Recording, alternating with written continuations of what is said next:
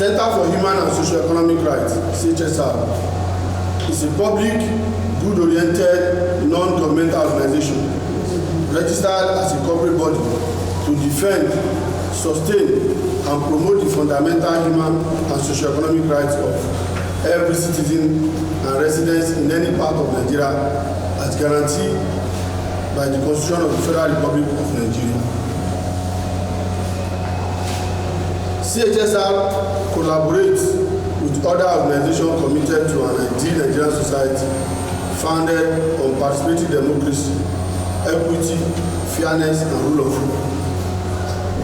CHSR works with states and non-state actors, institutions and stakeholders in communities and neighborhoods towards ensuring fairness, equity, justice, and harmony, with the view to curtailing violent indices and threat to public peace. That's the preamble about our organization. Ladies and gentlemen of the press, this press briefing is in furtherance of the mandate of CHSR and the overriding quest of civil society stakeholders in the quest to defend victims of abuse of human rights and to promote the cause of justice and peaceful coexistence in the society. We are therefore compelled as one of the strategic platform of civil society stakeholders in Lagos State to do a follow-up on our earlier clarion call through media briefing on 28 April 2022 on the potential disruptive motive of vested interests masquerading as authentic trade unionists under the banner of the now dissolved park and garden management with the sinister agenda of usurping the operation of the National Union of Road Transport Workers in Lagos State. On account of our civil obligation as patriots, we again compelled to alert the Nigerian general public,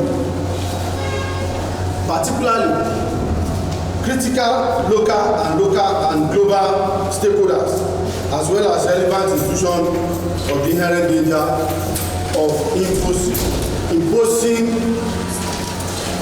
Mr. Muslim Akisoya, aka Oluomo, led park and garden platform on the legitimate structure and leadership of Alhaji Fatai Adesina led National Union of Road Transport Workers, NURTW in Lagos State. It should be recalled that Mr. Muslim Oluomo, who is the arrowhead of park and garage management, had issues with the Tajudeen Balogun-led leadership of NURTW.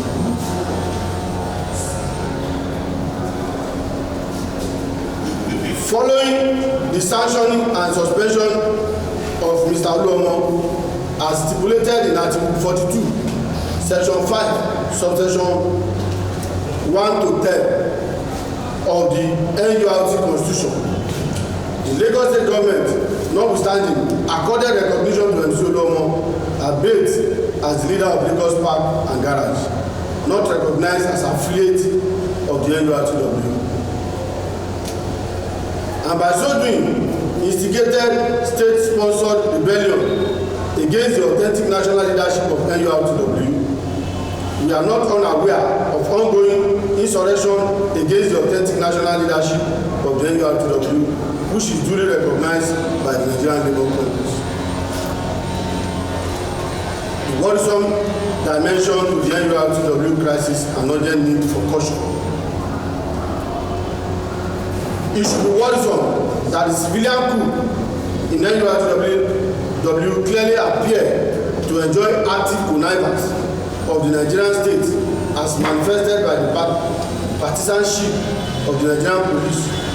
What is, however, of immediate concern and source of worry is the maneuver to impose MC Oluomo as leader of NURTW in Lagos State, in spite of having publicly severe relationship with NURTW and assume a new role as the chief manager of Lagos Park and Garage. We are deeply worried that the undemocratic and crude imposition of outsiders on legitimately constituted authority through the back door and dark corridors to hijack the leadership of the NURTW is manifesting in Lagos State. Our position is clearly in defense of the constitutional rights of citizens in the democratic dispensation.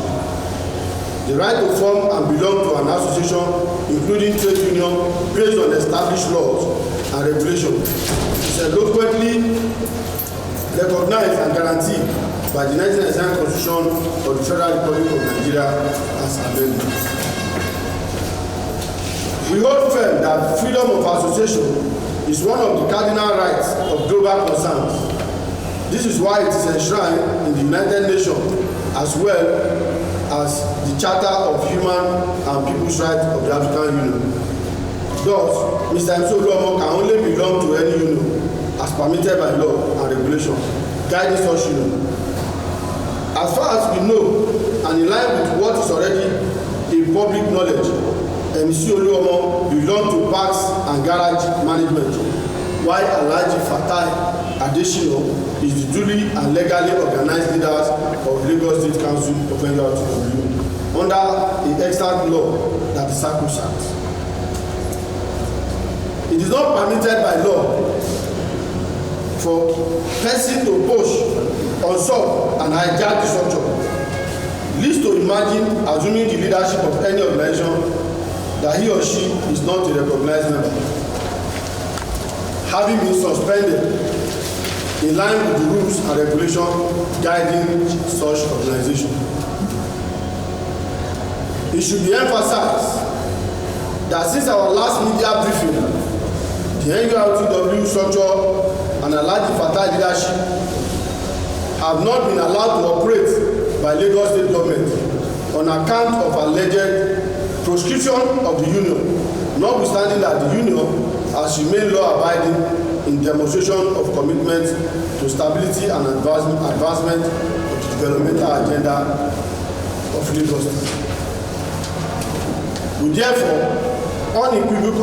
unequivocally and in unmistaken terms condemn the meddlesome interloper expressor in the person of MC Oluomo for orchestrating hostile takeover of NURTW in Lagos State. This development should be a major concern to all Lagosians, considering the potential adverse effect of any escalation of hostilities in the transportation sector and the overriding consequences for security of lives and property in Lagos State.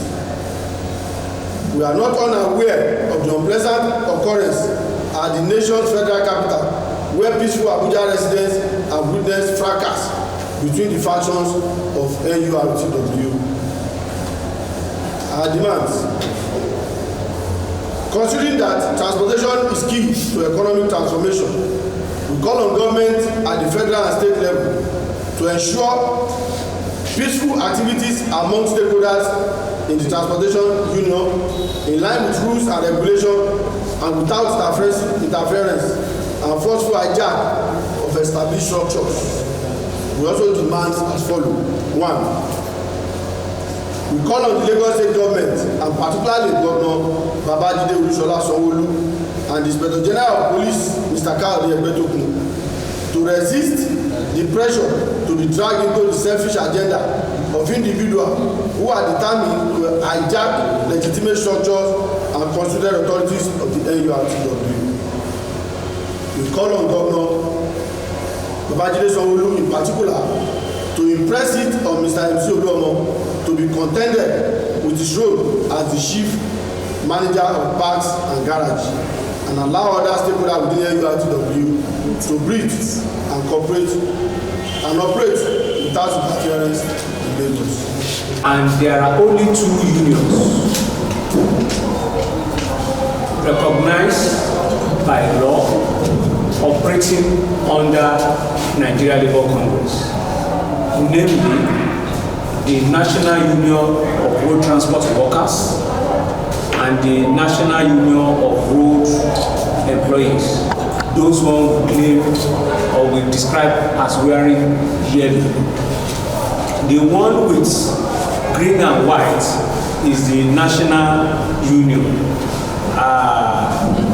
That aside, the Nigeria Labour Congress have a constitution. All the issues we've been discussing for months have been taken care by the constitution of the Nigeria Labour Congress. They envisage that there can be problem among their members, and there is room for their members to resolve issues of dispute among themselves. If the unions, if the affiliated unions cannot resolve issues among themselves, the constitution makes provision for the Nigeria Labour Congress to come into the issue and resolve the issue. The same constitution also recognizes that if the issue deserves sanctions, i.e. suspension, the constitution provides for suspension. If the issue is about misappropriation of funds, after investigation, the constitution is allowed to report to the appropriate authority for prosecution, and that means the police. The only agency known to law to prosecute allegation of misappropriation of funds is the police. In all this game, the NLC have been crying and have been calling on the police to come and address this ugly situation. The police has been looking elsewhere. On my way here, public transport was chaotic at Ikeja along the road. The business of union was being done on the highway, picking and dislodging passengers, collecting dues and other financial rewards. It was being done on the highway. Ikeja was even better, maybe because it's a working day, half of the working class have already resumed work or they are in the factories. Iyanopada was worse. The public transportation business and union activities were being done on the highway, particularly under the bridge. The police are there, even with armor tank. The little order that was in that environment of chaos was even being done by the union themselves, who wore reflective jackets. Perhaps if they have not used their initiative, there is no doubt it will be more chaotic. Like I was saying, rules 4 and 6 talks about who can be members of the Nigeria Labour Congress. Rule 10 talks about how disputes should be resolved among members. In the same constitution, there is a code of practice for trade unions, and it talks about discipline and action. For us in the campaign against impunity, we are worried, we are concerned that the police and the states are posing serious impunity to the lawlessness, misconduct in the public sector. If we keep saying that Lagos is a mega city, the business of the union, collection of dues should not be done on the highway. It should be done in the office. The trade union or the transport unions are not the only professionals in this country.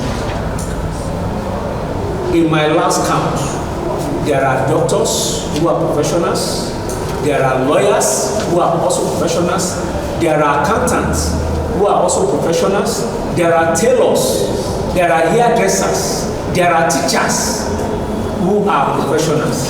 They collect annual dues. They don't do it on the highway. The highway is a property for the living and the dead. If you have a cause, you are moving to the mortuary today, you get to Yanopaja, you will have a delay. If a woman is about to put to bed and gets to Yanopaja or Ikeja today, and I'm sure other places like Ikotu, Egbeda in Lagos, it will also be chaos.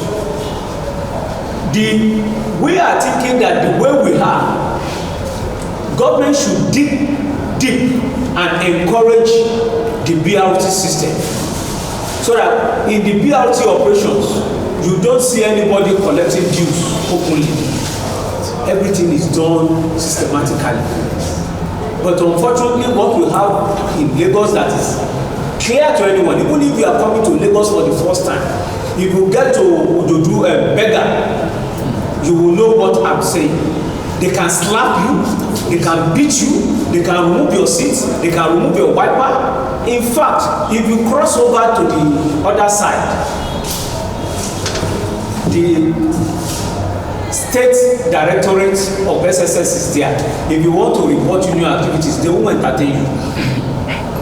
They will look at you as a fool coming to them. Every day, every week, every month, the unions know how they settle the police and other security operatives on issues. So they have been compromised.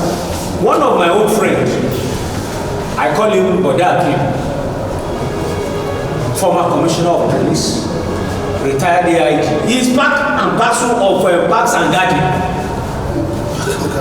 He is part and parcel of it. So you then ask yourself, where are you going? Even MC himself does not move freely like us. He moves with armed mobile police 24/7. If he's in a party, they are there with him. If he's at home, they are there with him. And you all know that even for those of us that are struggling, that are working, we have never been rewarded to have our son. There's none of us here that has his son or daughter studying abroad, MC children are in the US. I'm sure MC cannot pick a Bible and write AIT, African Independent Television. I'm sure he cannot. But unfortunately, if my mother is for sale, including my father, MC will buy them cash. He's stickily rich, and there is chaos in public domain, and that is our concern. That's why we are pleading, we are begging to the media. You appear to be the only one that can help us to talk to them so that they can understand where we are going. I have traveled beyond Nigeria. I have never seen public transportation workers as chaotic as what we have in Lagos or Nigeria. I've never. In other places, it's harder. And they are also rich. Let me also round off by saying this. In this Lagos, 3-4 decades ago, the shining light, the flagship of public transportation is owned by one Oshijore in Agege here, by Agbotikuyo. Charity in Oshodi. If you hear Charity bus stop, is the owner of the Charity Transport that has that place. The name originated from there. There is Reliance Transport in Ikorodu. There is Versity Transport also in Ikorodu. And in Ikorodu, they were so lucky that the owner of those public transport produced lawyers. They ended up being Chief Justice and Chief Justice of Lagos State. So I don't want to subscribe that Agberu is a drawback. No, it depends on the way you manage it. And I want to round up. If you have opportunity of traveling to the east, one of the best public transport in the east is ABC Transport. The Yorkshire Growth Transport. In fact, when you watch them, you have comfort. They even give you light refreshments. So I don't know why we want to blackmail public transportation by encouraging nuisance. Never do well to be at the forefront of such industrious sector of the society. Thank you.